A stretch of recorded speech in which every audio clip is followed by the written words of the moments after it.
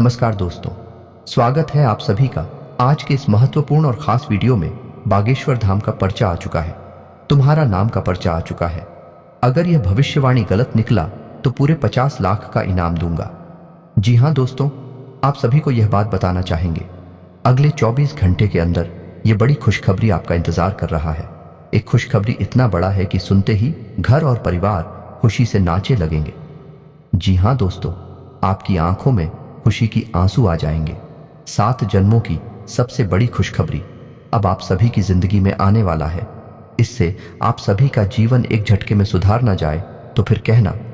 बस हमारा असर देखना है कि वीडियो को सच्चे मन से लाइक करके इसे अंत तक देखिएगा। वीडियो शुरू करने से पहले हम आप सभी से एक महत्वपूर्ण बात करना चाहते हैं कि हम आप सभी के लिए अच्छे से जानकारी के लिए दिन रात मेहनत करते हैं। बहुत छानबीन करने की बात, आप सभी के लिए हम बहुत अच्छे जानकारियां लेकर आते हैं जो कि आप सभी के जीवन के लिए बहुत ही ज़रूरी होता है। और दोस्तों, इन सभी के लिए हम आपसे कुछ नहीं चाहते हैं, बस हम इतना चाहते कि आप हमारे चैनल को सब्सक्राइब कर लें और हमारे चैनल से जुड़ जाएं, जिनमें आपको 1 रुपया भी नहीं लगेगा। बस इतना हमारा आप सभी से हाथ छोड़कर प्रार्थना है, निवेदन है, तो हमारा भावना को ज़रूर समझिएगा और हमारे चैनल को सब्सक्राइब कीजिएगा। जी हाँ दोस्तों, बधाई हो, आपकी किस्मत संवर गई। कलयुग के सबसे बड़ी लॉटरी लगने वाली है। जी हाँ दोस्तों, हम आप सभी को यह बात बता दें कि भूल कर भी आज के इस वीडियो को आप नज़रअंदाज मत करना। समय निकालकर इस वीडियो को एक बार अंत तक ज़रूर देखना, चाहे कुछ भी हो जाए। अगर आप यह वीडियो देख लेंगे तो हम दावे के साथ कहते हैं कि आपकी पूरी जिंदगी बदल जाएगी। जी हाँ दोस्तों, हम सभी को बता दें कि यह वीडियो आपके लिए एक वरदान साबित होने जा रहा है। दोस्तों, इस बात की हम आपको गारंटी देते हैं क्योंकि इस वीडियो में हम आपको ऐसी रहस्यमयी और गुप्त लेकिन बहुत ही आवश्यक बातें बताने जा रहे हैं जिन्हें अब तक आपको किसी ने बिल्कुल भी नहीं बताया होगा। जी हाँ दोस्तों, और हम आपको भरोसा दिलाते हैं कि यदि आपने इन बातों को अपने जीवन में शामिल कर लिया तो आपका जीवन जैसा आप चाहेंगे वैसा हो जाएगा। जो भी आपकी इच्छाएं होंगे सब पूरी होंगे और आप ईश्वर के प्रिय और भक्त बनकर अपना जीवन भी जिएंगे। और इसी के साथ साथ प्यारे दोस्तों, हम आपको एक ऐसा विशेष महाशक्तिशाली के उपाय बताने जा रहे हैं जो आपके ऊपर इतना कारगर साबित होगा कि फिर चाहे आपके ऊपर पितृ दोष लगा हो, काल सर्प दोष लगा हो या फिर किसी भी प्रकार का वास्तु दोष लगा हो, सारे दोष केवल एक ही उपाय को करने मात्र से दूर हो जाते हैं। जी हाँ दोस्तों में, और यह उपाय हमारे पुराणों में वर्णित है।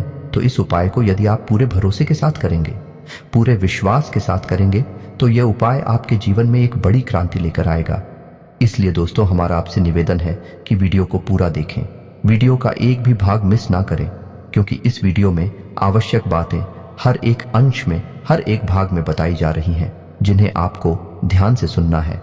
और यदि आप इन बातों को समझ जाएंगे और अपने जीवन में अपना लेंगे तो आपकी हर मनोकामना निश्चित तौर पर पूर्ण होने जा रही है। हम आपको अपने पिछले कई वीडियोस में ये बता चुके हैं कि आपकी ग्रह दशा अच्छी चल रही है और आपका समय अच्छा चल रहा है। अब आपके जीवन में कोई समस्या नहीं रहेगी, लेकिन फिर भी हम जानते हैं कि कुछ लोग हैं जो अभी भी समस्याओं से पीड़ित हैं। उनके जीवन में उद्धार कभी हो नहीं पाया है। उनकी मेहनत का उन्हें सही फल अब तक प्राप्त नहीं हो रहा है, जिसका नतीजा यह है दोस्तों कि आप लोग अपनी समस्याओं के समाधान के लिए इधर उधर भटक रहे हैं। कोई आपसे कह देता है कि आपके ऊपर पितृ दोष है, कोई कह देता है वास्तु दोष है, कोई कह देता है कि ग्रह दोष है, लेकिन आपको समझ में नहीं आ रहा है कि आप किस दोष का निवारण करें और कैसे आपके जीवन में खुशियां आएंगी। तो आपको बस इतना करना है कि इस वीडियो को शुरू से लेकर अंत तक देखना है। इस वीडियो में हम आपको बहुत ही जरूरी रहस्यमय बातें बताएंगे जिन्हें जानने के बाद निश्चित तौर पर आपके जीवन एक क्रांति गठित होगी और आपका जीवन बदल जाएगा। तो चलिए दोस्तों, वीडियो की शुरुआत करते हैं, लेकिन आपसे एक निवेदन है कि पूरे भक्ति भाव के साथ कमेंट में जय मां भवानी अवश्य लिखें। माता आपका कल्याण करेंगे। और दोस्तों, एक बड़ी आप यह बात तो जानते ही होंगे कि गुरु का ज्ञान पाने के लिए गुरु को प्रसन्न करना बहुत आवश्यक है। और हम आपसे किसी चीज का कामना नहीं करते हैं, बस आप हमारे चैनल को सब्सक्राइब कर लें। ऐसी हमारा हृदय बहुत प्रसन्न होगा और आप हमारा सदैव प्रिय बनकर रहेंगे। जी हाँ दोस्तों, अब हम जानते हैं कि आप अपने मन में ईश्वर के लिए एक गहरा जुड़ाव रखती हैं, भाव रखते हैं, लेकिन आपकी भक्ति का एक अलग स्तर है। सामान्य लोगों को वह समझ में नहीं आता है क्योंकि आप दिखावीबाजी नहीं करते हैं। आप ईश्वर से सच्ची भक्ति करते हैं, दिखावीबाजी और ढोंग पर नहीं पड़ते हैं। तो दोस्तों, आज हम आपको बताएंगे कि भगवान से आपको अपनी हर एक इच्छा कैसे मनवाने हैं। जब भी आप मंदिर जाते हैं तो आप ध्यान रखें कि जब भी आप मंदिर में जाकर भगवान से कहते हैं कि हे भगवान, हमें यह चाहिए या हमें यह मिल जाए, नौकरी लग जाए, व्यापार में तरक्की हो जाए या फिर हमारा बच्चा अच्छे नंबरों से पास हो जाए, वगैरह वगैरह, तो आपकी सारी इच्छाएं भगवान कभी पूरी नहीं करने वाले हैं। जी हाँ दोस्तों, इसलिए लोग अक्सर मंदिरों के चक्कर लगाते रहते हैं और उनकी इच्छाएं पूर्ण नहीं होती हैं। कभी कभार यदि उनके कर्म प्रबल हैं तो इच्छाएं पूर्ण हो ही जाती हैं, लेकिन सामान्य तौर पर ऐसा देखा गया है कि लोगों की इच्छाएं पूर्ण नहीं होती हैं। फिर लोग कहते हैं कि भगवान हमारी सुनते ही नहीं है। लेकिन दोस्तों, आज हम आपको बताते हैं सही तरीका कि आपको कैसे भगवान से अपनी इच्छाएं पूर्ण करवानी है। दोस्तों, याद रखना कि जब भी आप कुछ मांगेंगे तो आपकी भक्ति अपूर्ण रहेगी, उसमें मिलावट रहेगी। जी हाँ दोस्तों, तो जब भी आप मंदिर जाएं, भगवान के दर्शन करें, तो भगवान को जो भी कुछ आपको अब तक मिला है उसके लिए धन्यवाद में लेते हैं। जी हाँ दोस्तों, सीधा मांगना नहीं है, अपने मन में भगवान को याद करना है और जो भी कुछ अब तक आपको मिला है उसके लिए भगवान को धन्यवाद देना है। और आगे जो भी कुछ आप करना चाहते हैं, जैसे नौकरी की तैयारी कर रहे हैं या पढ़ाई कर रहे हैं या कुछ और, तो भगवान से कहना है कि हे प्रभु, आप हमारे साथ रहना, आप हमारा साथ देना। हम ऐसा काम कर रहे हैं, इसमें हमारी सफलता हो, इसके लिए आप हमारे साथ बनी रहे। बस आपको ऐसा कहना है। फिर आप देखिए कि आपकी हर एक दुआ कबूल होगी, आपकी हर एक इच्छा पूरी होगी। जी हाँ दोस्तों, यही भक्ति का सच्चा स्वरूप है। पहले आभार, फिर ईश्वर का साथ, यही तो भक्ति का सच्चा प्रमाण है। और वह कहावत तो आपने सुनी ही होगी कि बिन मांगे मोती मिले, मांगे मिले न भीख। जी हाँ दोस्तों, तो ये तो था कि कैसे भगवान से बात करनी है, कैसे अपनी इच्छाएं पूरी करवानी है।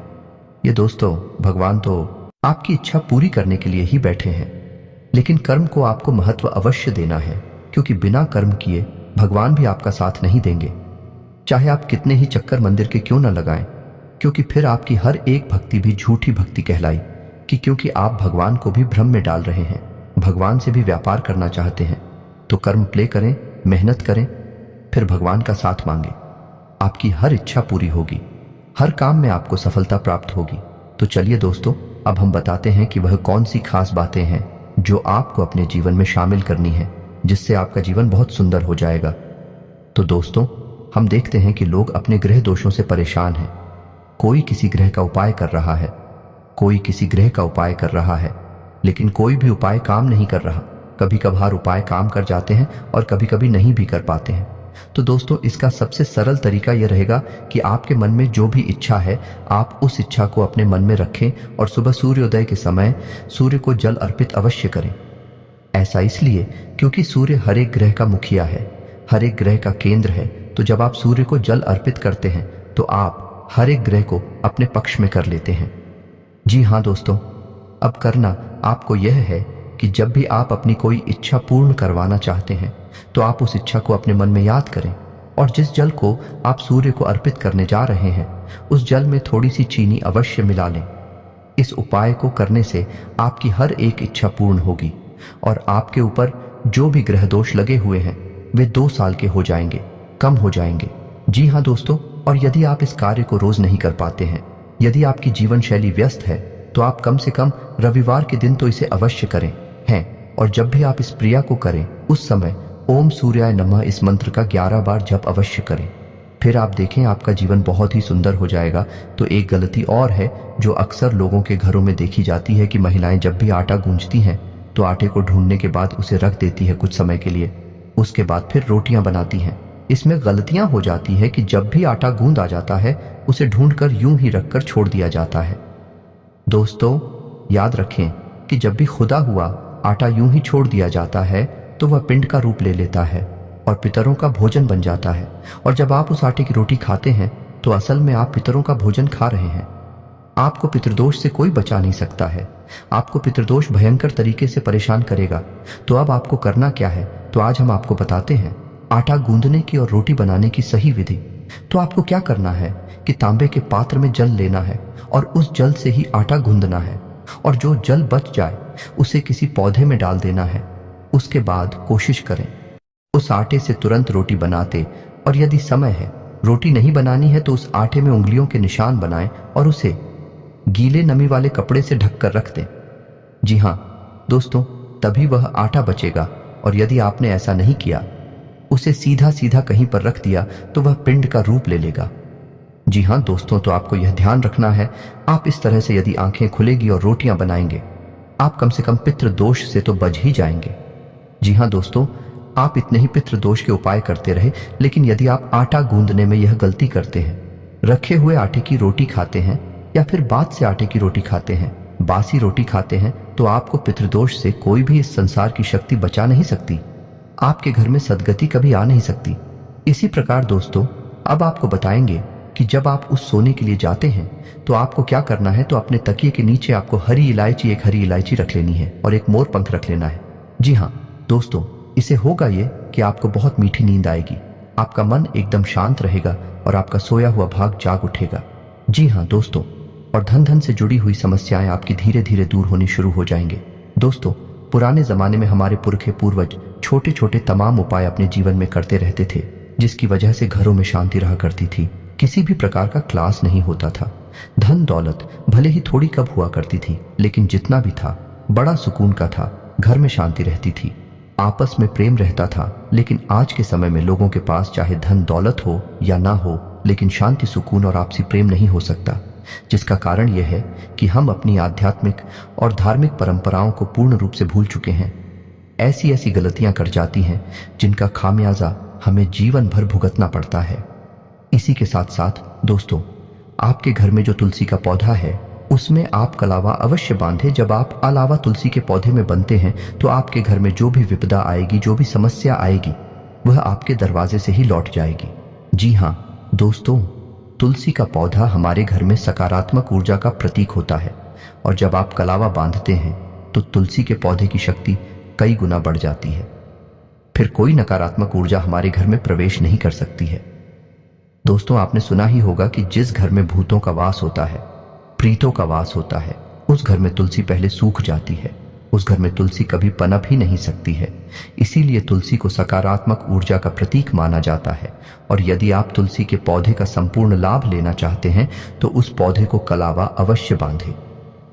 जी हाँ दोस्तों, हम जानते हैं कि आप काफी मेहनत करते हैं, आपने अपने जीवन में काफी संघर्ष किया है। अब संघर्ष का फल प्राप्त करने का समय आ गया है। हमारी भरसक कोशिश है, हम बहुत मेहनत करते हैं और आपके लिए बहुत विशेष ज्ञान है, ढूंढ कर लाते हैं, आपके लिए वीडियो के रूप में प्रस्तुत करते हैं, ताकि आपका जीवन सुंदर हो जाए, आपके जीवन से हर एक कष्ट दूर हो जाए। यदि हम 1% भी इस कार्य में कामयाब होते हैं तो हम मान लेंगे कि हमारी मेहनत सफल हो गई और मां भद्रकाली के लिए हमारी भक्ति भी सफल हो गई। जी हाँ दोस्तों, अब हम आपको बताने जा रहे हैं वह विशेष उपाय जो हमारे प्राणों से लिया गया है, और इस उपाय को करने से किसी भी प्रकार का दोष, चाहे वह हमारे घर में हो, चाहे वह हमारे स्वयं के ऊपर हुआ, किसी भी प्रकार का दोष दूर हो जाता है। जी हाँ दोस्तों, उपाय को ध्यान से सुने कि आपको करना क्या है। आपको यह उपाय अमावस्या के दिन करना है। जी हाँ दोस्तों, आपको यह करना है कि एक बेल का फल लेना है। ये 200 जैसे बेलपत्र होता है, उसी पौधे का फल लेना है और पके हुए फल को ही लेना है। और फल को लेने के बाद उसके अंदर का जो उसका खुदा होता है, उसका जो आंतरिक भाग होता है, उसे निकाल देना है और उसके अंदर सुगंधित पंजीरी बनानी है। यानी कि आटे को भूनकर, शक्कर मिलाकर, इलायची डालकर, जैसी भी आपको पंजीरी अच्छी लगती है। स्वयं खाने में वैसी ही पंजीरी उसमें भरते नहीं है। इसके बाद आपको सूर्योदय होने के 1 घंटे बाद तक आपको यह उपाय करना है। उसके बाद आपको सूर्योदय होने के 1 घंटे के भीतर भीतर इस फल को पूरे घर में घुमाना है। जी हाँ दोस्तों, अपने घर के हर एक कोने में, हर एक कमरे में इसे लेकर जाना है और घर के हर एक सदस्य का इससे स्पर्श कराना है। जी हाँ दोस्तों, हर एक सदस्य का स्पर्श करा दें। उसके बाद इसे किसी पीपल के पेड़ के नीचे, जी हाँ दोस्तों ध्यान से सुने, किसी निर्जन स्थान पर पीपल के पेड़ के नीचे एक गड्ढा खोदकर इसे गाड़ दें। जी हाँ दोस्तों, मिट्टी के नीचे इसको दबा दें। उसके बाद सीधे वापस आ जाएं, मुड़कर ना देखें। इस उपाय को आपको केवल एक बार करना है और मात्र एक बार करने से ही आपके ऊपर किसी भी प्रकार का दोष लगा हो, चाहे वह कालसर्प दोष हो, चाहे वह पितृदोष हो, चाहे वह वास्तु दोष हो या किसी भी प्रकार का ग्रह दोष हो, सारे दोष समाप्त हो जाते हैं। यह बहुत बड़ा उपाय है, सुनने में बहुत सरल है लेकिन है बहुत ही शक्तिशाली। एक बार इस उपाय को करके अवश्य देखना, फिर आपको जो परिणाम प्राप्त होते हैं उन्हें आप कमेंट करके अवश्य बताना। दोस्तों, हमारे कुछ प्रसिद्ध और खास लोगों ने भी इस उपाय को किया है और उन्हें बहुत अच्छी सफलताएं मिली हैं, बहुत अच्छे परिणाम मिले हैं। हमें यकीन है कि आपको भी बहुत अच्छे परिणाम प्राप्त होंगे। दोस्तों, उम्मीद है कि वीडियो में दी गई जानकारी से आप किसी भी प्रकार का लाभ अवश्य ले पाएंगे। यदि आप ऐसा कर पाते हैं तो हमारी मेहनत सफल हो जाएगी। दोस्तों, अगर आपको यह वीडियो थोड़ा सा भी पसंद आया, इससे कुछ सीखने को मिला है, तो चैनल को जरूर सब्सक्राइब करना बिल्कुल ना भूलें।